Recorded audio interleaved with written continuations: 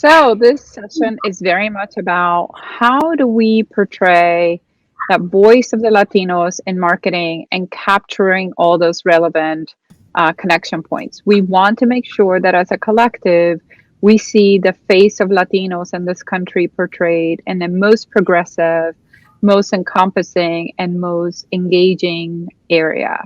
And to be able to do this, we have a phenomenal group of Latinos who are in it, doing it every single day, and allowing us to portray our voice in a meaningful fashion, specifically in the arts, in news, and in our community.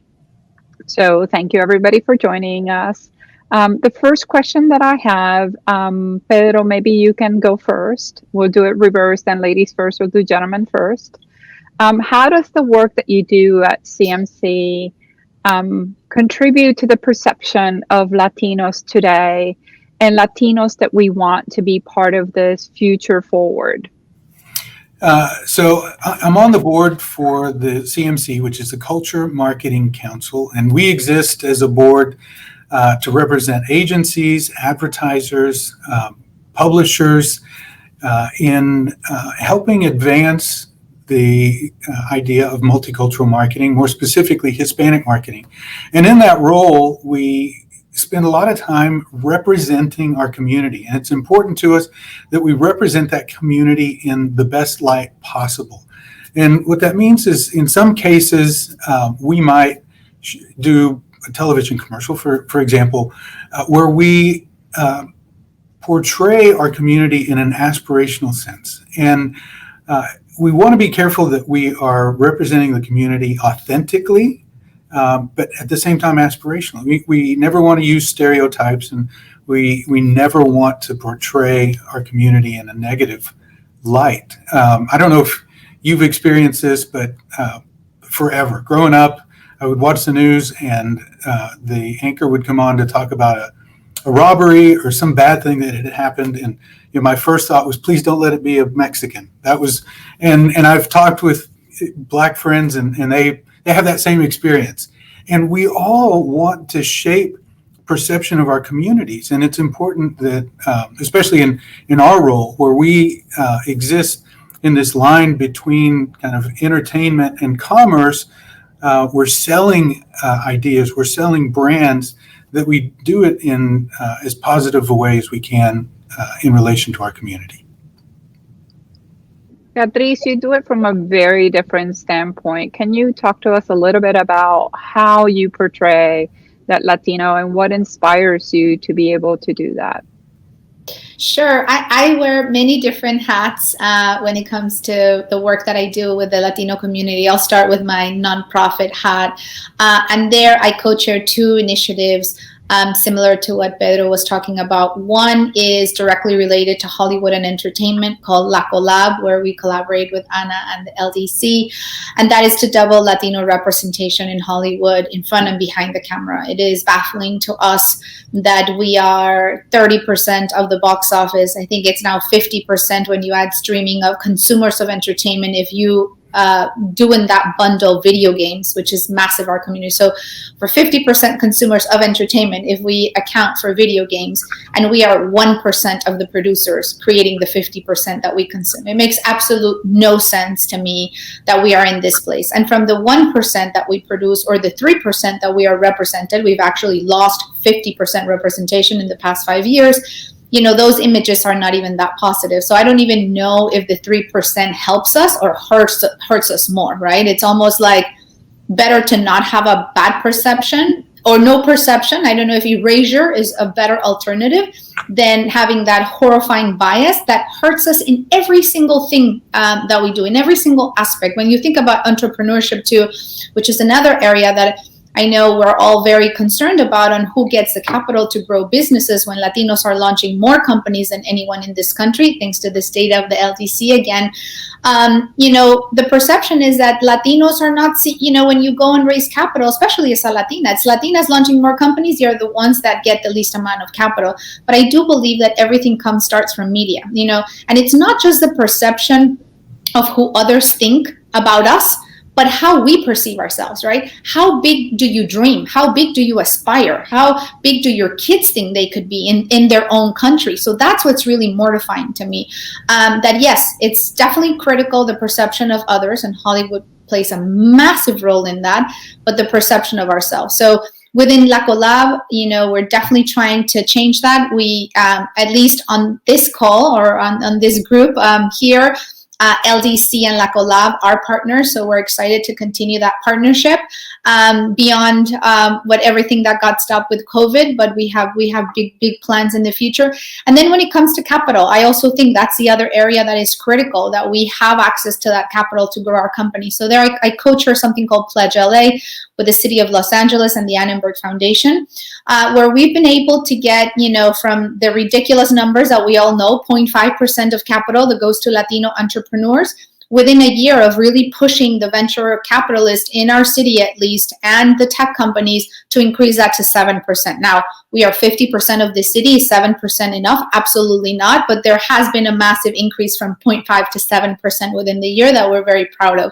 So those are my two initiatives that I think are very, very critical. And I believe, like Claudia always says, in collective impact. And the more that we can do together, the better impact we're going to have. On the nonprofit side, I just launched a company called SUMA Wealth. That's another area that I feel that until we have, a real control of our economic power, we're not going to have power in this country. So that is critical, that Latinos really understand the value of saving, of investing.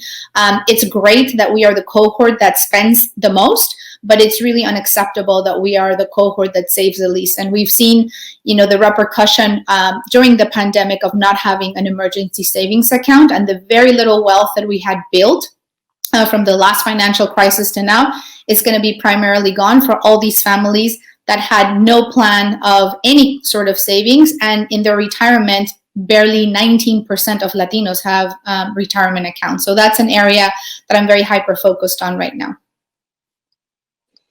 That's amazing. I mean, I wish we could take all of those pieces and bundle it into an archetype of the Latino that we want to be able to influence and that we want to be able to portray. So dovetail into that, Ana, tell us briefly about your passion point, what the perfect Latino illustration looks like, and how can we all align to that? So thank you so much, first of all, for having me. So I am the president of the Latino Donor Collaborative. And for those who don't know, we are a bit of a think tank. Actually, we are a lot of a think tank. And the Latino Donor Collaborative is a nonprofit that was created to change the narrative about Latinos. As you know, and as Beatriz and Pedro very well said, what people perceive of our community is negative. And the little that they perceive is constantly reinforcing policy of, racism and hate, etc. So what we do is we create economic information that shows the incredible impact that we have in this country.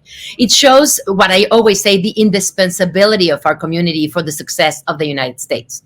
So we have created, you've heard about the Latino GDP, the Entrepreneurship Initiative. We have created the Wealth Creation, report. And we want everybody to know this information. Pedro was talking about aspirational, and Beatriz was talking about the lack of representation. What we want is only what is fair, but we don't know what is fair. By knowing our data, you will know what is fair, not only if you're a producer, if you are a business person, if you're a bank, but also ourselves. Beatriz talked about our self-perception. We don't know how good we are. We kind of feel it. We love our kids. We love our family. We're proud of our culture. We love hanging out with ourselves. And also we love to integrate into the American culture and bring all of our gifts, right? Cultural, educational, etc. But how much are we worth? This is what the LDC does. And that's why Claudia said they work with our information. That's why Beatriz and I are partners, because we want everybody to have this information. We distribute it for free. It's on our website. We want you to know how much you're worth it. If we were a country, Latinos in America, we would be the 8th largest economy in the world. We would be the 3rd fastest large economy in the world. Only China and India would grow faster than us. Imagine if all Americans, Latino and non-Latinos, would know that within our country, we have the 8th largest economy just growing because we're young. So we're only getting more and more and more into this society. We haven't even peaked because our average age is 18 years old. The majority of our kids have not even integrated into the economy. Imagine that. So we are here to stay. We are here to grow. We love this country. We are patriotic. We have an incredible work ethic. And that's what we want you to know at the Latino Donor Collaborative. Use our information and distribute it and spread the word.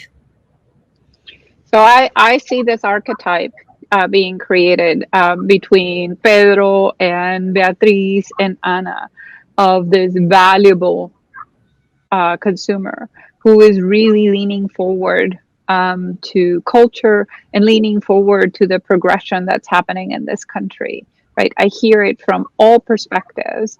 The question that I think we're trying to wrestle with is how do we collaborate to paint this magnificent picture of who this consumer is, and then scale it out. So you can see yourself in portrayals of everyday life, and everyday life is entertaining, and in business, and in music, and in arts, and in news. So maybe we go back to Pedro, since you're the guy who's in between commerce and imagery that we have in our marketplace. What do you think we need to do as a collaborative environment to be able to accurately portray that valuable Latino in this country? I think there are several things that we need to do, and actually borrowing some of Anna's data. In my business specifically, if a brand is going to grow in the future, that growth is going to come from Hispanics. In fact, 70% of any brand's growth is going to come from the Hispanic market, the Hispanic consumer. So that starts to give you a little bit of a sense for how valuable a community we are to the United States.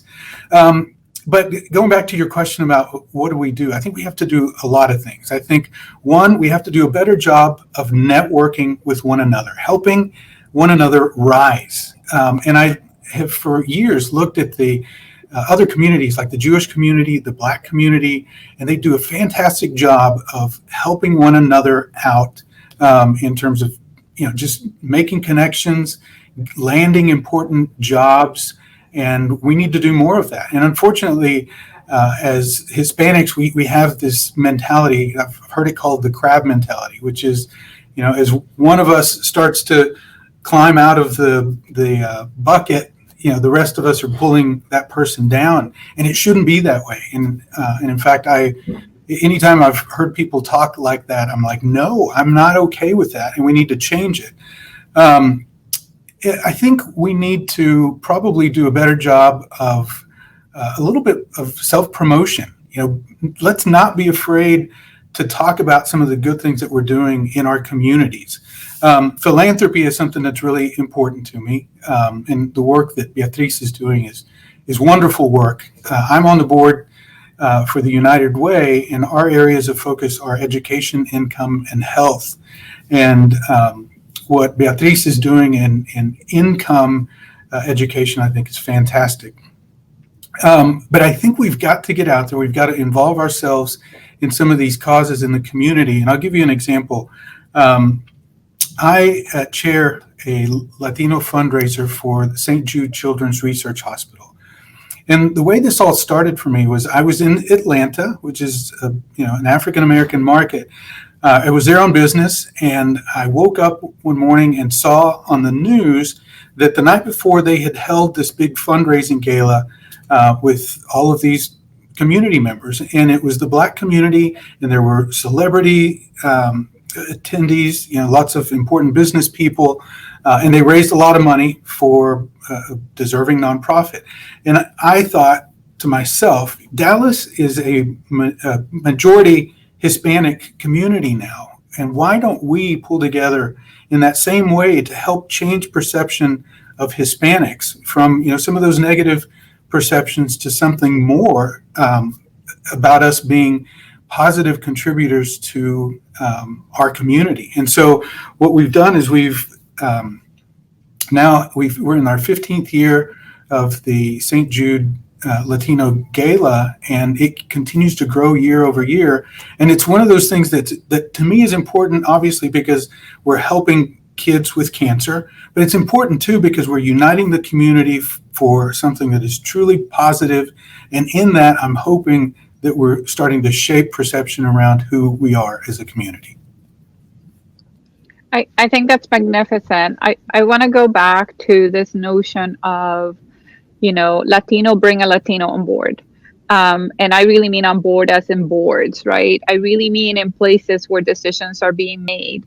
And so maybe Anna, you can give us a little sense of how can we all scale that, right, within our own ecosystem. So for me, I don't sit in many boards, but I know that there are 4 or 5 influential Latinos that if I make sure that I scale that out, that I multiply that out, that I bring my Latino equivalent upstream, that we can again have that positive reinforcement, that positive visual of that successful Latino in the arts and news and in corporate. I do think we do a phenomenal job in our communities. That's where we get super high marks. So the question is, how do we replicate what we've done in the community bottom up to do it top down? Thank you. Yes, of course. So first of all, I was born and raised in Mexico City, and I'm saying this because I remember coming to the United States later in life, 27. And I remember hearing what Pedro just said about the crab mentality. And I don't know if it's that I don't want to do it and I don't do it, and maybe that's why I haven't seen it, but I really believe that if we actually individually don't do that and we actually try to help other Latinos, you start building a network that it's really unstoppable. And I dare to use that word because it can be unstoppable. So let me give you, to your question, Anna, let me give you an example. I chair the board of Southern California Public Radio, which is NPR in Southern California. And we have, within our stations, we have the largest NPR station in the country, together with WNYC. And when I joined in 2010, there were no Latinos. I was the only Latina. And then as we went, on, I brought all this economic information to them, right? Los Angeles is 40% Latino. Actually, more than 40%. California is 40% Latinos. But, in Los Angeles, more than 60% of the young people are Latinos. And I told them, these are the people that actually are going to feed the station. They are feeding it today, and they will feed it in the future. Long story short, in 10 years, we have now 6 board members that are Latinos. And we actually, we had a succession plan, and we didn't replace, but the founding CEO resigned last year, and we hired Russell Reynolds, that as you know, is a very mainstream search firm. At the beginning, they brought us a bunch of people that were not Latinos. And I did know, like everybody in this call knows, that there are tons of Latinos that are more than qualified and overqualified to be the CEO of a radio chain station like that one. So what I did is I put a list of names. I gave it to Russell Reynolds. Russell Reynolds contacted them. We ended up with 4 amazing finalists. The 4 of them happened to be Latinos. Not because we were looking for affirmative action, not because we wanted it, but because they were the most adequate people, the most qualified, and more importantly, the most informed on the public that we're serving. We have had a tremendous success. This year with the pandemic, most public radio stations were in the brink of bankruptcy. We actually created a fundraising campaign that, and this is public information, so I can say, we actually had to put away $3 million because we had surplus. We didn't let go of one single employee. That's because we actually have a CEO that understands perfectly the market that he's serving. And I say this because you told me, how do we create more wealth for ourselves and for others? That's how we do it. I'm not even friends with those 4 people, but I did know that they were qualified. And Russell Reynolds, and this is public information, and I hope my friends from Russell Reynolds don't get mad, but they didn't have them on their database. It's incredible. So just bring them everywhere you go. Just mention them, talk about them. And when it's in your own authority, make sure that you actually create that awareness with everybody. I love that. One quick thing to I that. love that. Yes, Beatriz, go. So I think, Nana is absolutely right. There's certainly very qualified people to be on boards, on public boards, and any sort of boards that are Latinos.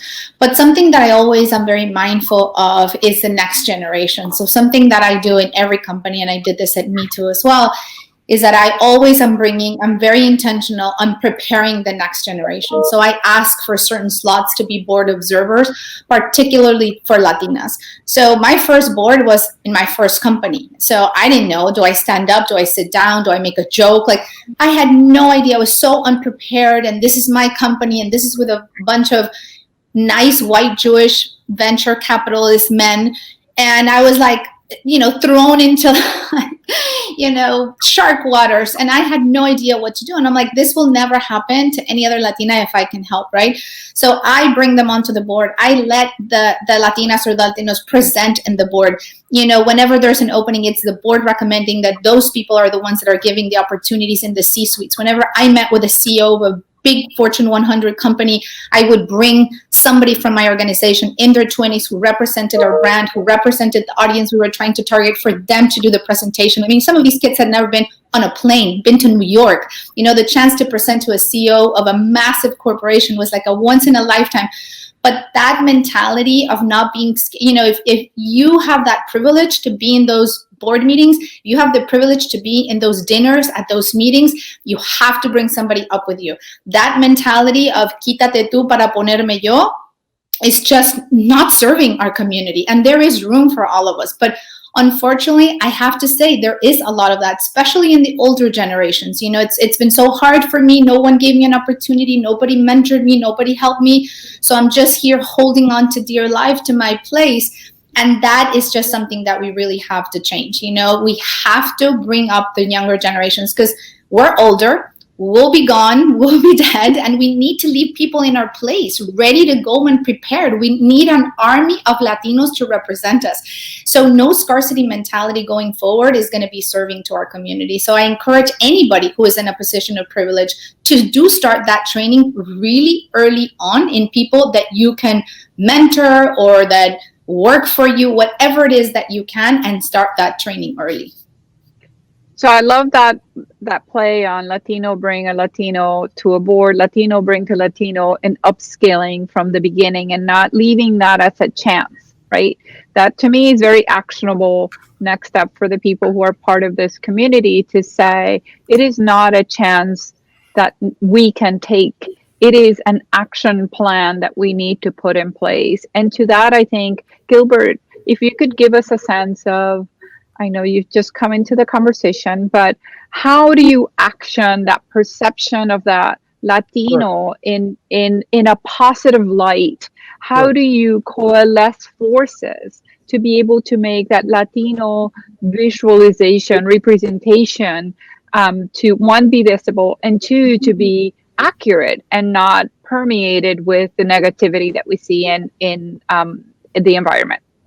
Thank you, Anna, very much. And obviously a great pleasure being among so many esteemed colleagues and friends present today. Couple of thoughts for you. If perception is reality, then clearly we have a reality that we have to change very quickly and with full intention. There's two, and sometimes I will say this critically, of Latinos in general, that we are sometimes our worst enemy in our own, in ensuring the advancement of the Latino community. There's been a lot of research conducted by different organizations, most recently one that I worked on, sponsored by Procter & Gamble, as well as and conducted by NGL Media.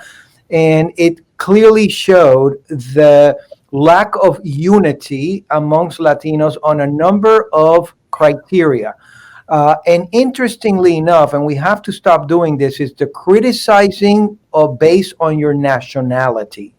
Okay, so we might all fall under one umbrella, but that clearly often creates tension. Never mind multi-generational levels of acculturation, levels of education, and all others. So I think there's a real opportunity here. And one of the things we heard the most was on the importance of telling the stories. It starts with your parents, of course, and broadly speaking, incredibly work ethic, family oriented, all the things we know.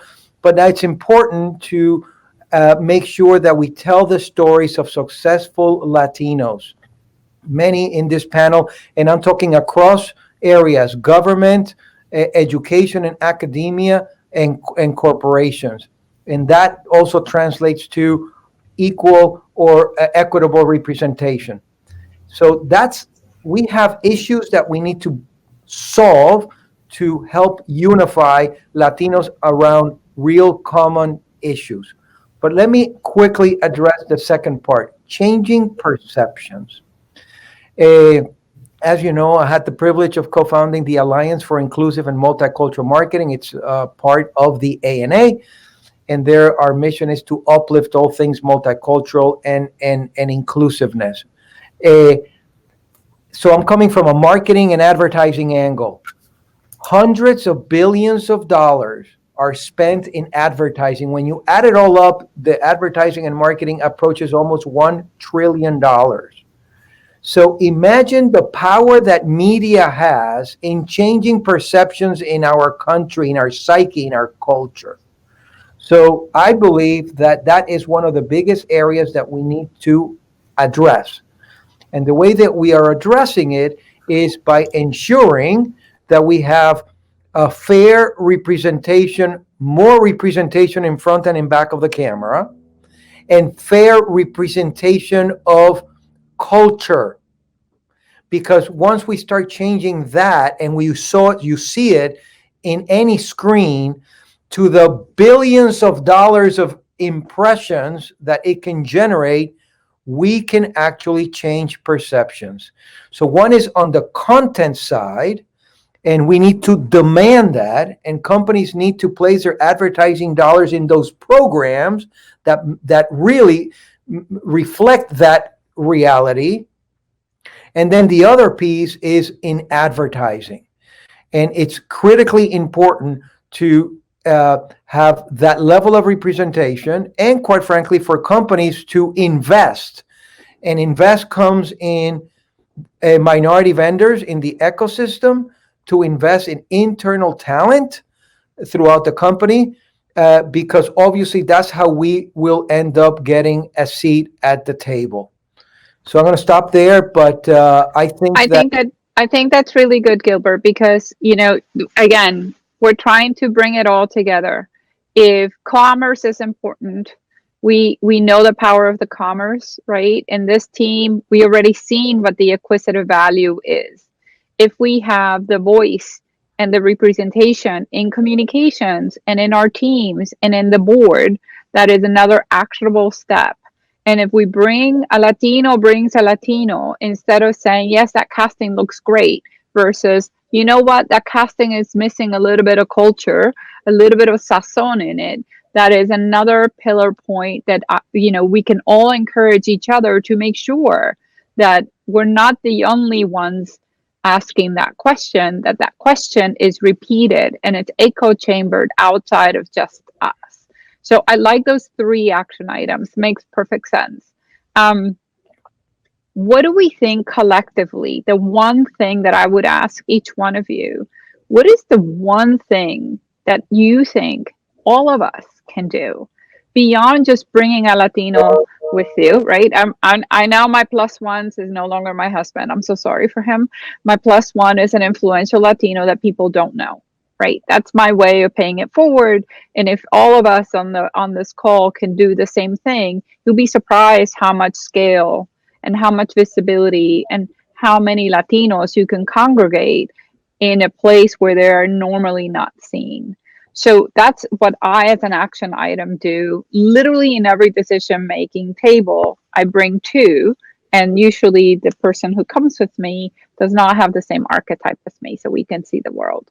So if we can collectively put forward one thing that you know that each one of us can do, and I would even say maybe even do it together as a work stream that can really help shape the visibility of my consumer, of you and you and you and me, to everyone else. Maybe I'll start with Beatriz, because Beatriz always has an idea before anybody else. And Pedro, you go last because I was thinking, I you're gonna hope close she it. doesn't pick me. Listen, I mean, there's so much to do. To pick one thing is tough for me, specifically because I'm such an enthusiast between, capital and entrepreneurship and representation in Hollywood, because I fully believe what Gilbert and Pedro and Ana have said, perception is reality, and we have to start there. But if I have to pick one thing that I'm personally working on that I think addresses everything, is like, if we had our economic power, we could be funding our movies and our TV shows and our companies. And we don't need to always be at the mercy of convincing someone else who is not a Latino. Today, the Latinos are not all the top CEOs, that we deserve to be, sure, that we will get there, sure. But it is so exhausting to be convincing people every single day, even with the data, that we matter, right? It's like, whatever we could do where we take our own control or our own power is going to be much easier. So for me, my focus is really empowering our community, absolutely using in every single thing I do every day, the LDCs, data, and all the incredible work that Ana does. Into showing our own community how powerful they are, how valuable they are, how calladita te ves más bonita is not a way of being in this country, how we need to ask for what we deserve, how much we're worth. And I think that's going to be critical. And obviously, Latinos not having control of their financial power is devastating to our community, right? So we have to start even with personal finance. We are such an incredible target for advertisers because we spend the most, but we save the least. So we have to start there. And then we could be, like Pedro was saying, we could be like the Jewish community, right? That it's like, listen, we'll fund our movies, we'll fund our companies, we will be sort of like people making those decisions and not trying to convince someone else to please give us the whatever leftovers that they have, because we matter and because we're going to be fueling the economy and their brands and making them survive. Let's start with us. Let's build our own tables. Let's build our own empires. And I think it all starts with having our economic power. Ana, you want to go next? And what I heard from that, just by the way, Beatriz, is that I think we need to start a collective fund. So everyone that contributes to a little bit of fund that goes for visualization in entertainment, right? So instead of, we all tin cup from all the different organizations and say the way we're going to be seen is by creating our own story. And maybe that is an output. Arma. So I have I think faster way to do this. So two phrases. One is, if we don't control our narrative, somebody else will, and they are actually doing it. And the other one is, use the power of your purse. And this goes back to what Beatriz was saying and you were saying, Ana. We need to be able to not only control our own content. It's great. And we will hopefully, and we will control the 18% that maybe we deserve. And I'm really hopeful for that. But right now, today, we could control what people are programming with the power of our purse. If we create the awareness, and I think that our information has that potential, our neighbors, our friends, from the housekeeper all the way to the very successful Latino that is now a CEO, if we control the power of our purse and show up when people are representing us and are representing us well, and not show up when they are not. and make sure that we create some kind of awareness, some kind of organization. That's my dream, to create an organization that is continuously informing our community. What should they be buying and what they shouldn't? Which movies should we be supporting and which ones we shouldn't? Which of them, movies like futuristic Los Angeles in 100 years, where there's not a single Latino in the main cast. It's like, what, did you kill them all? Because right now, today, we're 60%. So did we all die? Or NCI, and what's the name of that? NCIS, or what's the name of that? Los Angeles. Literally, not a single Latino policeman, and we're 45% of the LAPD, right? I mean, so that kind of education, that kind of website, or maybe Beatriz can create a platform like she's created Fabulous Me Too, where we actually start we start coordinating the power of our purse.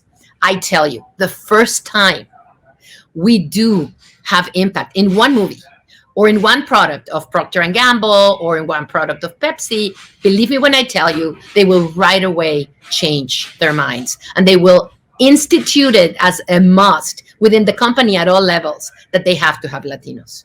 So for me, it's control your narrative by controlling and using the power of your purse. Gilbert, you want to give it a stab? Again, it has to be collaborative, and I can hear you. Sure. Can you hear me? Yeah. By the way, I obviously concur. I think that at a high level, I will tell you that one of the problems that we have is that we have competing agendas throughout the country. And therefore, what's important to one is maybe less important to the other. So it is difficult at times to weave that.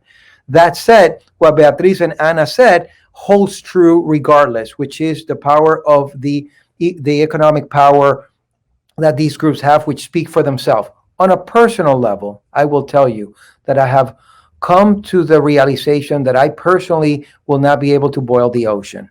But there's a couple of things that I think I can do, like any one of us can do, to make a difference, and then see how we can tie it up together so that we have a nice big umbrella. One is mentoring.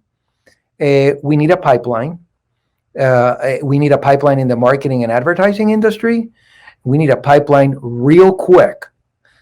So mentoring for me is absolutely critical. I do it almost every day to help our people to advance, okay? Because that's the future, right? You need people in the right seats. So the notion of mentoring resonates very highly with me. And then the other is influencing key decision makers. So we all can do whatever we can do in our own respective worlds, but if you have the ability, as everyone here has, to be able to go to key decision makers, those CEOs, those government officials, those heads of wonderful organizations, then we can also have even bigger impact if those folks come into the fold. Like Ana said, with her CEO who gets the picture. Well, it can be very transformative very quickly when you have that. So I'll leave you with those two thoughts. Mentoring and influencing key. By the way, we as a group imagine the power that we would have in walking into anywhere and being able to influence, key decision makers.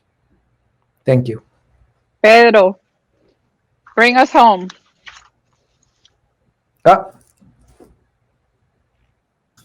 Thank you. Now, I don't know if you guys have seen, there's a meme right now that says the quote for 2020 is "You're on mute." So I apologize for being on mute. I love what everybody has said already, and I just support all of that. I think I want to go back to what I started with, which is the crab mentality. I think if there's one thing that I would push our community to overcome is the crab mentality. And the crazy thing about the crab mentality, or that idea, is that community of crabs has all of the tools that it needs, the long arms and legs, to get itself and to help one another get out of that bucket and to freedom and back on the sand and back into the ocean. And so that's what I feel about our community. We have all of the tools. We have the economic power. We have the drive. We have, all of the tools to make our community rise, to change perception of our community. We just need to use it. And there's one other area that we didn't talk about, and it's probably a topic for a whole other panel, but that is politics.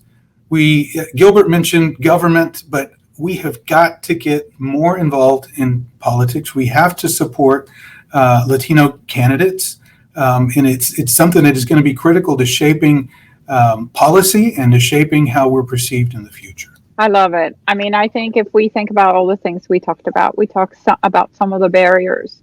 Then we talked about how each one of you individually is cracking those barriers. We talked about how each one of you is either bringing a Latino with you, or making sure there's a succession plan, or making sure that there is a strategic influencing circle with a mentor or a mentee, or that you are a mentor, reverse mentoring to someone in a leadership position. I love the fact that data is going to be what's going to make us be viable, but perception and the implications of that perception and the illustration of it is really what's going to make us a force to be reckoned with, because clearly our wallet is there, is for us to see ourselves appropriately represented. That is the need. And with that, I mean, thank you so much for your time. I hope everyone was as inspired as I was. I know that the one thing that I'm going to do is make sure that we tin cup to create a movie. So just, Gilbert, I might be calling you, Beatriz, definitely you, and Pedro, this is your core thing. So, you can't walk away from it. So I think if we can control our own narrative, and even if it's a tiny movie or a big movie, but that we see ourselves represented the way that we need to be represented, it will create that scale. Might even help a mentor or mentee or strategic influencing and change those perceptions to the way we want to be seen and the way that we are in this market.